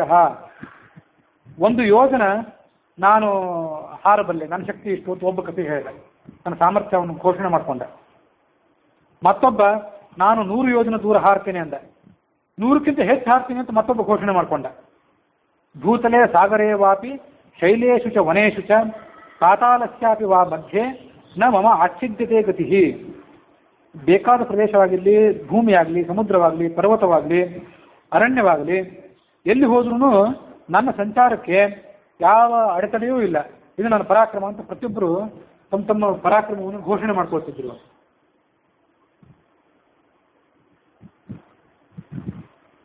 ಆನಂದ ರಾಮಾಯಣಕ್ಕೆ ಅನುಸಾರವಾಗಿ ಮೊನ್ನೆ ದಿವಸ ಅದನ್ನು ಹೇಳಿದ್ದೆ, ತತ್ರ ಯೂತಾಧಿಪತಯ ಪದ್ಮಾನಿ 18 ಸ್ಮೃತಾಃ ತಥೋ ರಾಮಾಜ್ಞೆಯ ಸೀತಾ ಶುದ್ಧ್ಯರ್ಥಂ ತಾನ್ ವಿದೇಶತಃ. ಕಪಿಲ ಸೈನ್ಯ ಕೋಟಿಗಟ್ಟಲೆ ಸೈನ್ಯ ಇತ್ತು. ಆ ಕಪಿಲ ಸೈನ್ಯ ಅಷ್ಟೆಲ್ಲ ಇತ್ತಲ್ಲ, ಅವರೆಲ್ಲ ಈ ಭೂಲೋಕದಲ್ಲಿ ನಿಲ್ಸಿದ್ರು ಹೇಗೆ ಅಂತ ಕೇಳಿದ್ರು. ಮೊನ್ನೆ ನಮ್ಮ ತಮ್ಮ ಕೇಳಿದ, ಇಷ್ಟು ಸಣ್ಣ ಪ್ರದೇಶದಲ್ಲಿ ಅಷ್ಟು ಕಪಿಗಳೆಲ್ಲ ನಿಲ್ಸಿದ್ರು ಹೇಗೆ? ನಾನೇನೋ ನಾವು ತಿಳಿದಂತ ಹೇಳಿದೆ, ಈಗೇನು ಭೂಮಂಡಲ ಇದೆ ಇದು ಈಗಿನ ಭೂಮಂಡಲ ಇದೆ. ಈಗಿನ ರಾಮಾಯಣ ನಡೆದು ಎಷ್ಟೋ ಕೋಟಿ ವರ್ಷಗಳ ಹಿಂದೆ, ಆವಾಗ ಭೂಮಂಡಲ ಎಷ್ಟು ವಿಸ್ತಾರವಾಗಿತ್ತು, ಎಷ್ಟು ಉಳಿದ ಪ್ರದೇಶ ಹೊಂದ್ಕೊಂಡಿತ್ತು, ಅದರ ನಮ್ಮ ಊಹೆಯಲ್ಲಿ ನಿಲ್ಕದ್ದು. ಅಂತೂ ಅಷ್ಟು ಜನ ಇದ್ರು ಅವರು. ಇದನ್ನ ನೋಡಿ, ಯೂಥಾಧಿಪತಯ ಪದ್ಮಾನಿ 18. ಸೈನ್ಯ ಮತ್ತೂ ದೊಡ್ಡದಿತ್ತು. ಆ ಸೈನ್ಯದ ನಾಯಕರು, ದಂಡನಾಯಕರಿದ್ರಲ್ಲ, ಅವರು 18 ಪದ್ಮ ಸಂಖ್ಯೆಯಲ್ಲಿದ್ದರು. ಪದ್ಮ ಅಂದರೆ ಎಷ್ಟು ಅಂತ ಮೊನ್ನೆ ನಾನು ಒಂದು ದಿವಸ ಹೇಳಿದ್ದೆ. ಒಂದಕ್ಕೆ ಒಂದೊಂದು ಸೊನ್ನೆಯನ್ನು ಸೇರಿಸ್ತಾ ಹೋದರೆ ಅದು ಎಷ್ಟೆಷ್ಟು ದೂರ ಹೋಗ್ಬೋದು ಅಂತ ಅನ್ನೋದನ್ನೆಲ್ಲ ಅವತ್ತೊಂದು ದಿವಸ ಹೇಳಿದೆ. 1000, 10,000, ಲಕ್ಷ, 10 ಲಕ್ಷ ಇದೆಲ್ಲ ಆಗಿ ಮುಂದೆ ಅದನ್ನು 10 ಲಕ್ಷ, 100 ಲಕ್ಷ, ಕೋಟಿ, 10 ಕೋಟಿ ಅಂತ ಹೀಗೆ ಹೇಳ್ತಾ ಹೋಗೋದು ಭಾಳ ಶ್ರಮದಾಯಕ ಆಗ್ತದೆ. ಅದಕ್ಕೆ ಅದನ್ನು ಮುಂದೆ ಪದ್ಮ, ಮಹಾಪದ್ಮ, ಶಂಖ, ಮಹಾಶಂಖ, ಖರ್ವ, ನಿಖರ್ವ ಅಂತ ಹೀಗೆ ಹೇಳ್ತಾ ಹೋಗ್ತಾರೆ. ಅದು 5ನೇ ಸಂಪುಟದಲ್ಲಿ ಇದ್ದಿರಬೇಕು. ಹಾಗೆ ಅಷ್ಟು ದೊಡ್ಡದಿತ್ತು, ಆ ಸೈನ್ಯವೇ ಅಷ್ಟು ದೊಡ್ಡದಿತ್ತು. ಸೈನ್ಯದ ದಂಡನಾಯಕರು 18 ಪದ್ಮ ಇದ್ದರು. ಅವರನ್ನ ಸೀತೆಯ ಅನ್ವೇಷಣೆಗಾಗಿ ಕಳಿಸಿದ. ಯಾಮ್ಯಾಂ ದಿಶಂ ಜಾಂಬುವಂತಂ ಅಂಗದಂ ವಾಯುನಂದನಂ. ಯಾಮ್ಯ ದಿಕ್ಕಂದ್ರೆ ಯಮ ವಾಸ ಮಾಡುವಂಥ ದಕ್ಷಿಣ ದಿಕ್ಕು. ನಲಂ ಸುಷೇಣಂ ಶರಭಂ ಮೈಂದಂ ಸಂಪ್ರೇಷಯತ್ತದ. ನೀವೆಲ್ಲರೂ 1 ತಿಂಗಳಿನೊಳಗೆ ಬರಬೇಕು ಅಂತ ಹೇಳಿದ. ತಥೋ ರಾಮೋ ಮುದ್ರಿಕಾಂ ಸ್ವಾಂ ತದೌ ಮಾರುತಿ ಸಕ್ಕರೆ. ಹನುಮಂತನ ಕೈಯಲ್ಲಿ ಮುದ್ರೆಯನ್ನು ಕೊಟ್ಟ. ಮನ್ ನಾಮ ಅಕ್ಷರ ಸಂಯುಕ್ತೇಯಂ, ಇದರಲ್ಲಿ ನನ್ನ ಹೆಸರು ಕೆತ್ತಲ್ಪಟ್ಟಿದೆ, ಇದನ್ನು ನೀನು ಸೀತೆಗೆ ರಹಸ್ಯದಲ್ಲಿ ಕೊಡಬೇಕು. ತಥೋ ರಾಮೋ ನಿಜಂ ಮಂತ್ರಂ ದದೌ ತಸ್ಮೈ ಹನುಮತೆ ತನ್ಮಂತ್ರಸ್ಯ ಲಕ್ಷ್ಯಮಿತೆ ಕೃತ್ವಾತು ಜಪಲೇಖನೆ ಲಬ್ಧ್ವಾ ಸಾಮರ್ಥ್ಯಮತುಲಂ ಲಂಕಾಂ ಗಂತುಂ ಸಮಾರುತಿ. ಇದು ಆನಂದ ರಾಮಾಯಣದ ಹೆಚ್ಚಿನ ಮಾಹಿತಿ. ಹನುಮಂತನಿಗೆ ಸ್ವಭಾವ ಸಿದ್ಧವಾದಂಥ ಶಕ್ತಿ ಇತ್ತು, ಅದೆಲ್ಲ ಸರಿ. ಕೊನೆಗೆ ತನ್ನ ಮಂತ್ರನ ಉಪದೇಶ ಮಾಡಿದಂತೆ ರಾಮಮಂತ್ರವನ್ನು ಉಪದೇಶ ಮಾಡಿದ್ದಿರಬೇಕು. ಅದನ್ನು 1,00,000 ಜಪ ಮಾಡಿದರೆ ಮತ್ತು ಅದನ್ನು ಲೇಖನ ಮಾಡಿದರೆ, ರಾಮನಾಮ ಲೇಖನ ಅಂತೆಲ್ಲ ಮಾಡ್ತಾರಲ್ಲ, ಅದನ್ನೆಲ್ಲ ಮಾಡಿ ಆ ಹನುಮಂತನಿಗೆ ಲಂಕಾನಗರ ತನಕ ಹಾರುವ ಶಕ್ತಿ ಬಂದಿತ್ತು. ಲಬ್ಧ್ವಾ ಸಾಮರ್ಥ್ಯಮತನು ಲಂಕಾಂ ಗಂತುಂ ಸಮಾರುತಿ.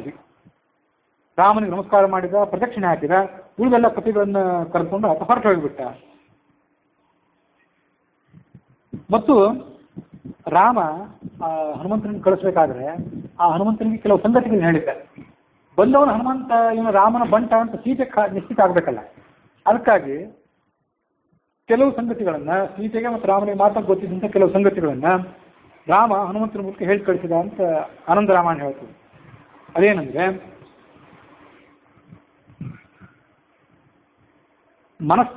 ಮನಶಿಲಾಯ ತಿಲಕಂ ಸೀತಾಭಾಲೆ ವಿನಿರ್ಮಿತಂ. ಸೀತೆ ತನ್ನ ಹಣೆ ಮೇಲೆ ಹಚ್ಕೊಂಡಿದ್ದಂಥ ತಿಲಕ ಒಮ್ಮೆ ಅಳಿಸಿ ಹೋಗ್ಬಿಟ್ಟಿರ್ತಾನೆ. ಅಳಿಸಿ ಹೋದಾಗ ರಾಮ ಏನು ಮಾಡಿದ್ದ, ಅಲ್ಲಿ ಕಲ್ಲುಗಳು ಇರ್ತಾವಲ್ಲ, ಕಲ್ಲು ಬಂಡೆಗಳಿಂದ ಕೆಲವು ರೀತಿ ಕಲ್ಲು ಬಂಡೆಗಳು, ಎಲ್ಲ ಕಲ್ಲು ಬಂಡೆ ಅಲ್ಲ, ಕೆಲವು ಮೃದುವಾದಂಥ ಕಲ್ಲು ಬಂಡೆಗಳಿಂದ ಒಂದು ರೀತಿಯಾದಂಥ ರಸ ಹೊರಗೆ ಬರ್ತದೆ. ಅದಕ್ಕೆ ಮನಶಿಲಾ ಮೊದಲಾದ ಧಾತುಗಳು ಅಂತ ಕರೀತಾರೆ, ಧಾತು ರಸ. ಅದನ್ನೇ ತೆಗೆದುಕೊಂಡು ಸೀತೆ ಹಣೆ ಮೇಲೆ ತಿಲಕ ಹಚ್ಚಿದ್ನಂತೆ. ಆ ಎಲ್ಲ ಘಟನೆಗಳನ್ನು ಹೇಳಿದ. ಗಂಡಯೋಹೋ ಪತ್ರ ವಲ್ಯಾದಿ ಸೀತಾಯಾಂ ಕೃಚ್ಛತಾಂ ರಹ. ಅವಳ ಕೆನ್ನೆಯ ಮೇಲೆ ಅಲಂಕಾರ ಮಾಡಿದ್ದ, ಎಲೆಯಂತೆ ಬಳ್ಳಿಯಂತೆ ಅಲಂಕಾರ ಮಾಡಿದ್ದ, ಬೇರೆ ಬೇರೆ ರಸಗಳನ್ನೆಲ್ಲ ತೆಗೆದುಕೊಂಡು. ಇದನ್ನೆಲ್ಲ ಸೀತೆಗೆ ನೀನು ಹೇಳಬೇಕು ಅಂದರೆ ನೀನು ಹನುಮಂತ ರಾಮನ ಸೇವಕ ಅಂತ ಅವಳಿಗೆ ಸ್ಪಷ್ಟ ಆಗ್ತದೆ ಅಂತ ಹೇಳಿದ.